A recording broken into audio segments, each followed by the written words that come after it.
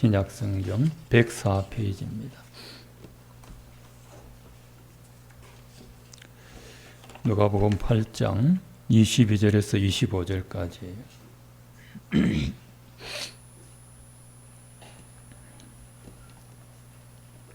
다 함께 읽으시겠습니다. 하루는 제자들과 함께 배에 오르사 그들에게 이르시되 호수 저편으로 건너가자 하시매 이에 떠나 행선할 때 예수께서 잠이 드셨더니 마침 광풍이 호수로 내리침에 배에 물이 가득하게 되어 위태한지라. 제자들이 나와 깨워 이르되 주여 주여 우리가 죽겠나이다 한데 예수께서 잠을 깨사 바람과 물결을 꾸짖으시니 이에 거쳐 잔잔하여 지더라.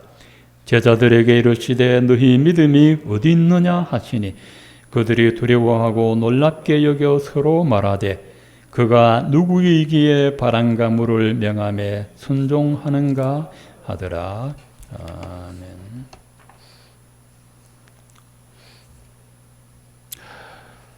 어느 학생이 신학교를 다니다가 교수실에 찾아가서 질문을 드렸습니다. 교수님, 예수님 고향이 어디입니까? 내가 교수님이 미안하지만 나는 구약학을 전공해서 잘 모르겠네. 신약 전공한 교수님을 찾아보게 해서 신약 전공한 교수님을 찾아갔습니다. 교수님, 예수님 고향이 어딘가 아십니까? 교수께서 말씀하시기를 나는 전공이 로마서라서 잘 모르겠네. 마태복음 전공한 교수님 찾아보게 하니까 마태복음 전공한 교수님에게 가서 물었습니다. 교수님 예수님 고향이 어딥니까? 하니까 미안하네, 나는 마태복음 28장을 전공해서 잘 모르겠네 라고 했어요. 예수님 고향 어딘가 아십니까? 어떤 분은 나사렛이라 예수님 보고 나사렛 예수 그리스도라고 하지 않습니까? 갈릴리라 유다라 베들레헴이라 합니다. 예수님이 탄생한 곳은 남쪽 유다 베들레헴입니다. 예수님이 거기서 태어나시고 실제로 자라나신 곳은 갈릴리 나사렛입니다. 갈릴리는 이스라엘 최북단에 있습니다. 이 갈릴리는 해면보다 240m 낮은 담수호입니다. 아주 저지대입니다. 이 갈릴리에서 예수님은 주로 많은 사역을 하셨는데 이건 예수님이 의도하신 것이 아니라 성경의 예언이 성취된 사건입니다. 이사야 9장 1절에 보면 선지자 이사야를 통하여 하신 말씀을 이루려 하심이라. 세불론 땅과 납달리 땅과 요단강 저편 해변 길과 이방의 갈릴리여 흑암이 앉은 백성이 큰 빛을 보았고 사망의 땅과 그늘에 앉은 자들에게 빛이 비추었도다 했습니다. 갈릴리는 분명히 이스라엘 땅인데 이방의 갈릴리라. 이방인 취급받을 만큼 관심받게 지역이 갈릴리였습니다. 흑암과 사망의 그늘에 앉은 자들이라 했습니다. 아주 비천한 사람들이 살고 있는 곳이 갈릴리인데 갈릴리에서도 나사렛은 시골에서도 시골입니다. 예수님 바로 여기서 성장하셨습니다. 그리고 하나님 나라 기초를 세울 12 제자를 여기서 부르시고 갈릴리에서 가장 많은 일을 하셨습니다. 귀신 들린 자, 병든 자 고쳐주시고 산상보온이나 많은 표적들 행하신 곳이 바로 이 갈릴리입니다. 이 갈릴리에는 바다라고 하지만 물이 짭지 않습니다.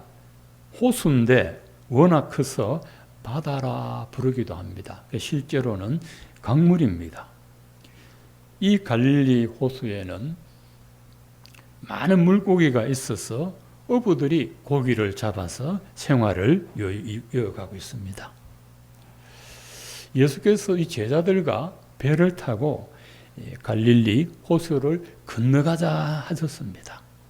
그 건너가는 중에 생긴 일이 오늘 읽은 말씀입니다. 첫 번째로 예수님이 함께 계셔도 어려움이 찾아온다는 겁니다. 23절에 보면 이에 떠나 행선할 때 예수께서 잠이 드셨더니 마침 광풍이 호수로 내리침에 배에 물이 가득하게 되어 위태한지라 하셨습니다. 아시는 대로 예수님은 새벽에 기도하시고 또 밤늦도록 기도하시고 너무 피곤하시고 주무실 틈이 없는 분입니다. 그래서 배를 타고 가는 그 짬을 이용해서 낮잠을 주무시고 있습니다. 그 잠이 얼마나 달고 맛있겠습니까? 예수님이 주무시는 사이에 갈릴리에 광풍이, 미칠 광자, 미친 바람이 호수를 내리치자 그 강물이 배에 가득히 차서 배가 가라앉게 됐습니다. 예수님이 타고 가는 배라면 안전해야 하지 않겠습니까? 여러분, 그렇죠? 예수께서 배에서 곤히 주무시고 계시는데 풍랑도 잠잠해야 되고, 예수님이 함께 하시면 바람도 안 불어야 되고, 예수님이 함께 하시면 해적도 안 만나야 되고, 예수님이 함께 하시면 환난도 없고 질병도 생기지 말아야 되고, 예수님이 함께 하시면 골치 아픈 일도 안 생겨야지, 그렇게 생각합니다. 누가 거센 바람만 나려고 배를 타고 빗물이 차오르는 배를 타려고 하겠습니까? 누가 고난 받으려고 예수 믿으려고 하겠습니까? 그런데 우리 꼭 알아야 할 사실이 있습니다. 예수님이 함께 하셔도 어려움이 찾아오고 고난이 찾아옵니다. 너희에게 은혜를 주신 것은 그를 위하여 고난도 함께 받게 하려 하심이라. 빌립보 1장 29절에 나와 있습니다. 로마서 8장 17절에도 그와 함께 영광을 얻기 위하여 고난도 함께 받을 것이니라 하셨습니다. 예수님이 함께 하는 곳에도 예상하지 못한 광풍 같은 고난이 찾아오는데 이것을 받아들이는 것도 믿음입니다. 욥은 자신에게 찾아온 고난에 대하여 믿음으로 받아들였습니다. 주신 자도 여호와시요 거두시는 이도 여호와시오니 여호와께서 찬송을 받으실 줄로다. 욥기는 간단합니다. 하나님이 주셨다가 다시 가져가셨다가 또다시 채워주는, 주시고 가져가시고 또 채워주는, 이게 욥기입니다. 예수님이 함께 하셔도 어려움이 찾아옵니다. 두 번째는 고난의 한가운데 예수님이 계십니다. 24절에 보면 제자들이 나와 깨워 이르되 주여 주여 우리가 죽겠나이다 한데 했습니다. 제자들이 얼마나 다급했으면 주여 주여 우리가 죽겠나이다 했습니다. 우리가 죽게 된 것을 안 돌아봅니까? 깊은 바다에 빠지게 된 때 주무시려 합니까? 제자들이 담배에 예수님이 함께 계신다는 것이 무슨 의미일까요? 너희들이 당하고 있는 고난을 나도 같이 겪고 있으니 힘을 내라. 예수님도 거기서 풍랑 만나고 있습니다. 너희들만 죽게 된 것이 아니라 나도 죽음의 위험을 겪고 있으니까 겁내지 말라는 겁니다. 이 갈릴리 바다에 떠 있는 다른 배에는 예수님이 안 계십니다. 예수님이 안 계신다는 것은 예수님께 도움을 구할 수가 없다는 말입니다. 예수님이 함께 타고 가시는 배라면 광풍을 만나도 배에 물이 차도 소망이 있습니다. 주님이 거기 계시기 때문입니다. 주님이 알아서 하실 것이기 때문입니다. 여러분이 위태한 일을 겪고 있을 때 여러분 혼자만 위험하다고 생각하지 마세요. 그 위험하고 위태로운 현장에 예수님도 같이 계십니다. 하나님은 다니엘을 사자굴에 던져놓고는 혼자 알아서 해결해 그렇게 하지 않습니다. 다니엘서 6장 22절에 보면 나의 하나님이 이미 그의 천사를 보내어 사자들의 입을 봉하셨으므로 사자들이 나를 상해하지 못하였사오니 이는 그가 자기의 하나님을 믿음이었더라. 다니엘은 하나님께 기도한 죄도 아닌 죄로 사자굴에 던져졌으나 하나님이 사자들의 입을 막으사 다니엘 머리카락 하나 물지 못하게 하셨습니다. 다니엘은 하나님을 믿었습니다. 자, 그러나 제자들은 배에 물이 가득하게 차오르자 믿음이 없어졌습니다. 예수님이 말하기를 너희 믿음이 어디 있느냐 했습니다. 너 믿음 어디 갔어? 위급한 일 만나면 믿음이 온데간데 없죠. 온데간데 없어요. 12명의 제자들의 믿음이 어디 갔는지 찾을 수가 없습니다. 갈릴리 호수에 불어닥치던 거센 풍랑에 같이 날아가 버렸는지 너희가 어찌하여 이렇게 무서워하느냐? 두려워 말라. 내가 너와 함께 함이라. 놀라지 말라. 나는 네 하나님이 됨이니라 말씀하셨습니다. 배가 가라앉는 이 위태한 지경을 만나도 그 위험한 현장에 예수님이 함께 계신다는 것을 믿으면 살 수 있습니다. 예수님이 고난의 현장에 왜 계십니까? 도와주시려고. 배가 가라앉으려는 그 위험한 지경에서 예수님이 일어나셔서 바람과 물결을 꾸짖으시니 이에 거쳐 잔잔하여 지더라. 예수님이 외치시니까 그 미친 바람도 물결도 잠잠하여졌습니다. 세 번째로 예수님은 천지 만물을 다스리는 전능자이십니다. 25절에 보면 그들이 두려워하고 놀랍게 여겨 서로 말하되 그가 누구이기에 바람과 물을 명하며 순종하는가 하더라. 제자들 예수님 따라다녀도 예수님 누군지 몰라요. 이방인이 그런 게 아니고 제자들이 예수님이 누구길래 바람과 물을 명령하니까 순종하는가 하더라. 도대체 예수가 누구길래 바람과 물결을 잠재웁니까? 갈릴리 호수에는 고기잡이 배들이 늘 지나갑니다. 호수를 지나가는 배들이 갑자기 몰아치는 광풍을 간혹 만납니다. 제자들이 함께 예수님과 타고 가던 배도 광풍이 몰아쳤습니다. 그러나 오늘같이 배가 뒤집듯이 달려든 이 광풍이 잠잠했던 적은 없었습니다. 그 배에 예수께서 함께 계셨기 때문입니다.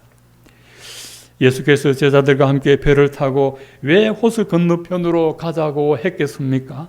예수님이 타고 가던 배에 광풍이 왜 갑자기 불어왔겠습니까? 예수님이 타고 가시던 배가 왜 물에 잠기게 되었습니까? 예수 그리스도는 바다와 물결을 잠잠하게 하시는 전능하신 분임을 알게 하시려고 예수 그리스도는 천지 만물을 통제하시는 전능한 하나님이십니다. 이사야 9장 6절에 보면은 그는 기묘자라 모사라 전능하신 하나님이라. 사람들이 예수님을 그냥 인간이라 하지만 예수님은 참 인간이면서도 참 하나님입니다. 한 몸에 두 성품을 가진 예수만이 가진 두 성품. 우리는 육의 본성만 있습니다마는 예수님은 인간의 참 본성과 하나님의 본성을 갖고 계신 전능하신 하나님이십니다. 예수님이 함께 타고 가던 그 배가 세상에서 가장 안전하던 그 배가 어찌하여 이렇게 위태한 지경에 직면하게 되었습니까? 제자들 잘못도 아니고 배가 낡은 탓도 아닙니다. 그리스도가 전능하신 하나님임을 보여주는 사건입니다.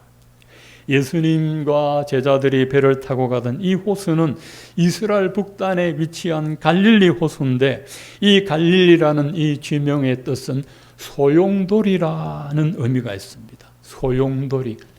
소용돌이는 물줄기가 양쪽에서 만나가지고 만나면 막 물이 뱅글뱅글 선풍기 바람처럼 돕니다. 이순신 장군이 그 명랑대첩인가 할 때 그 소용돌이를 노리고 하지 않았습니까?